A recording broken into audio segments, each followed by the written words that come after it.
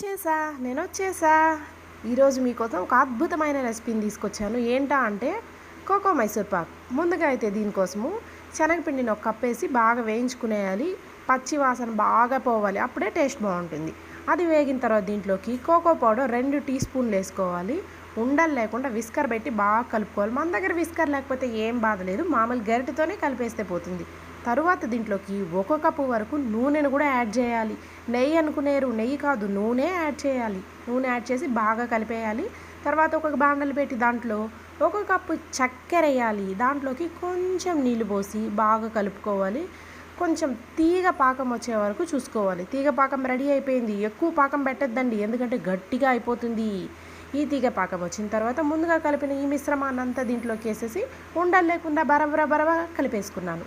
కలిపేసి అది కొంచెం ఉడుకుతూ ఉండేటప్పుడు దీంట్లోకి 1 కప్పు వరకు నెయ్యిని కూడా యాడ్ చేసుకోవాలి. నెయ్యి యాడ్ చేసుకుంటేనే మనకి టేస్ట్ అనేది బాగా వస్తుంది. ఇంతకీ మీకు ఈ రెసిపీ నచ్చుతుందా? నచ్చే ఉంటుందిలే.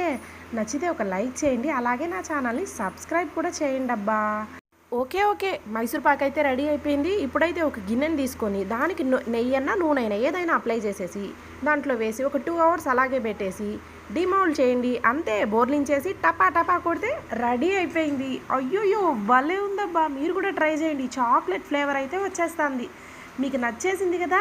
నచ్చేస్తుంది, ఖచ్చితంగా ట్రై చేసేయండి. నా కూతురు అయితే అప్పుడే రెడీగా ఉంది తినడానికి, ఎగురుతా ఉంది బిడ్డ.